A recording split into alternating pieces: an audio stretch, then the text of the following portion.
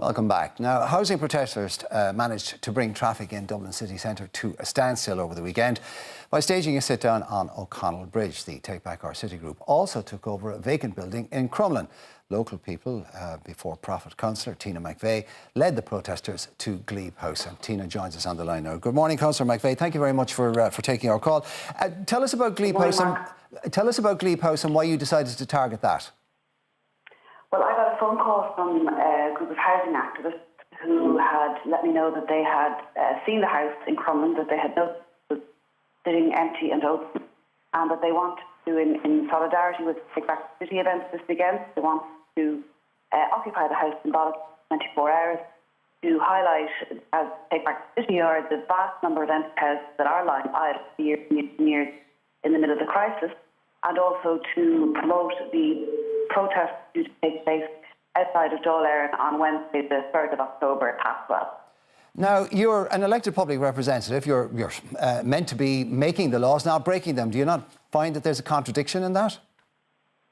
Well, it depends on how you view the law and who makes the law and who's it for. I mean, to be honest with you, Mark, I think it's morally corrupt to have a property which is habitable with small amounts of investment and to leave it sitting idle and empty for years and years and years. That should be made available to house homeless families. There are 136,000 families currently waiting for local authority housing. There are 10,000 families living in homeless emergency accommodation. Some of those families tell me that their movements are uncontrolled. They have to sign in and sign out at certain times. They can't have visitors. I have a family at the moment who is living in emergency accommodation that they can't cook. Another family who are working, who are a family of 6, who are living in a one-bed apartment and they're facing eviction. And that family is so distressed and so stressed out because they can't find anywhere to live. And they're also facing homelessness. So in this kind of climate, I would suggest that the real crime is to leave a property sitting empty when it could be used for housing. OK, can I just clarify one thing with you? The footage I saw was of you outside addressing the group of protesters there. Did you actually go into the building yourself? No, I didn't. No, I was asked by the occupiers to support them, to organise a local protest to highlight the occupation. And because I've spoken out about, in support to Take Back the City, I've had motions passed in the local area committee in Dublin South Central supporting the actions and calling for the charges against the activists to be dropped. Those motions were supported by other councillors in the area as well. And so the group asked me, would I act as a spokesperson for them and arrange a local protest to highlight the occupation. OK, so you encouraged them to break the law, but you didn't actually break it yourself? Well, they didn't need any encouragement, let me tell you. They were quite determined, and I think that all of the activists who are occupying across the country and who are staging all sorts of actions to highlight this housing crisis are to be applauded and commended. And I think that as a nation we should certainly be getting behind these Take Back the City activists. They're fighting for their future. They're fighting for our children's future, for our future as well. I mean, there are pensioners now. I know elderly people who are living in emergency accommodation who aren't even sure of a bed every night. They have to ring up and see if they have a bed for the night. So these young people, this is a groundswell of grassroots people power movement led by young people who are also tied up in the housing crisis and who are paying exorbitant rents, students who can't take up college places because they can't get accommodation. These young people are leading the charge. They have a vision about the kind of country that they want for all of us, and I think they're to be applauded. OK, Tina McVeigh, thank you very much indeed. Claire. Thank you. Joining us with that story and everything else this morning is Ellen Gunning, Director of the Irish Academy of Public Relations. Well, you're very welcome, Ellen. And we're asking our viewers this morning to let us know what they think of the protests and occupying vacant buildings and whether they stand behind the things that Tina was representing there. But can we get into what the government have promised in relation to this? Because sometimes people will say these protests are aspirational. I mean, it's great to see an empty building and say we should fill this with families, but it's easier said than done. But what have the government said that they will do, and how have they delivered on those promises? Well, the really interesting one that's been highlighted at the weekend is this repair and leasing scheme that the government introduced. And the idea, it's a great idea. I presume it's aimed at people, not at absentee landlords, but at people maybe who have gone into a nursing home or people whose home is available, right, is empty, but they're not intending to sell it in the short term. And the repair and leasing scheme basically says the government will take over the house. They'll invest up to 40,000 in it. So you're talking about a light dust. It's, it maybe needs an electrical rewiring or something. It's not a major job that needs to be done to the house. And the owner agrees that the government will be able to lease the property for the next 10 years. It's a super idea. The problem is, when it was first introduced, they estimated that 800 houses were available and would basically snap off somebody's hand for this opportunity. So far, they've had 15. Apparently, it's mired in red tape. It's a very difficult scheme to get into. It's a very simple idea. So one of the immediate things the government could do, it's only 800 houses in total that might be available. Of those, maybe less than half would be interested in doing it. But that's 400 houses that could be made available very fast, because if you think of the amount of money that's actually put into building a new house, and I saw something recently that on the canals, they're looking at, in St Teresa's Gardens, it was something like $500,000 per house to build new homes. So 40,000 as an investment is tiny. It's something the government could immediately start focusing on. And when you hear some of the facts that Tina was talking about there, about 10,000 families, people who can't cook, people who don't, I've heard of families who don't have room for their younger children to develop, such as crawling, walking, because there just isn't room.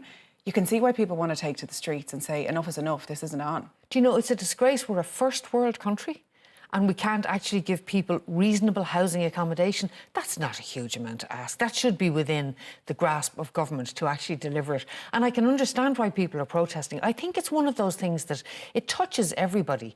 A home is where the heart... You should be able to go home after a hard day's work or a hard day doing whatever and go home to somewhere that's warm and comfortable. It doesn't have to be rich, but it has to be enough space that you can cook, that your children can crawl on the floor. Simple things that people should be able to do. And you need that to be able to contribute to society. You do. You need it for headspace, if for nothing else. And it must be horrible to go back into a home that you believe is just a pressure keg that you need to live in until the following morning when everybody leaves again.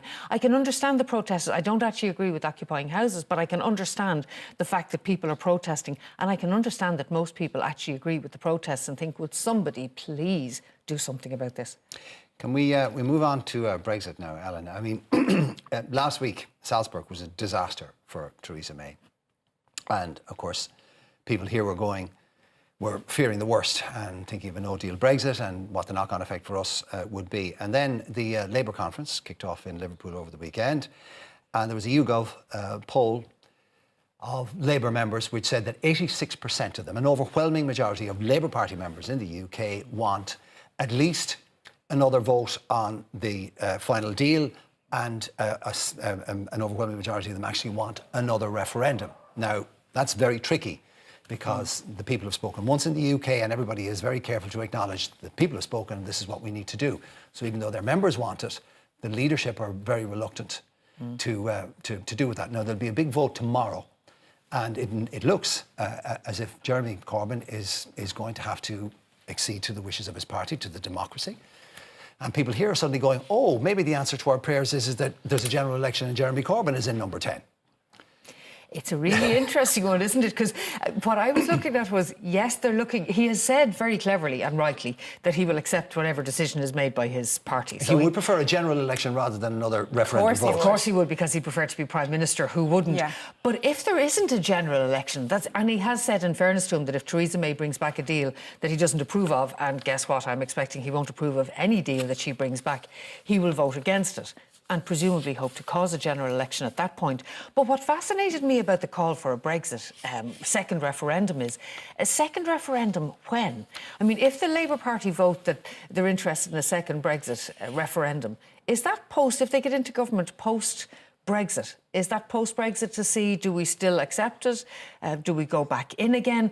There's a very small window in which to effect change, and I'm not sure anybody can effect change at this stage. I thought it was absolute car crash last week, but actually I thought there was wrong on both sides. I'm sure you were watching as well, but I thought Theresa May mishandled it. She went over expecting to get something... She misread the signals and she wanted something for her party back home to say, for the party conference, to be able to say, I went over and I gave them what's what.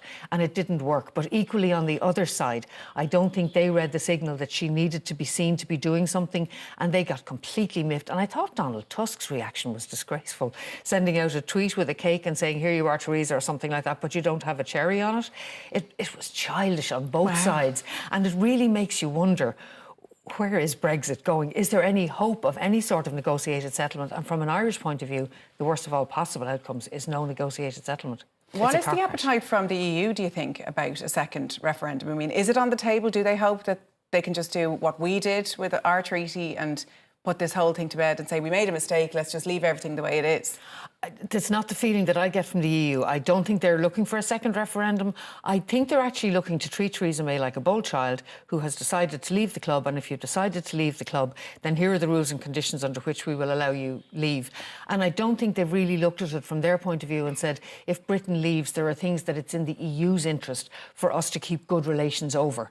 So let's try and get over the fact that we're miffed and somebody doesn't want to play ball with us and find a better way of doing it. I think they need a bit of mind adjustment. There is a distinct possibility that the only thing that will keep the Tories together and keep Theresa May in power is the fact that Jeremy Corbyn said what he said over the weekend, and that Labour are going to do what they're going to do, which is to vote overwhelmingly for another vote, because they will go, well, look, no matter no matter what our differences are, we hate him more. We can't have him in number 10. And the people have spoken.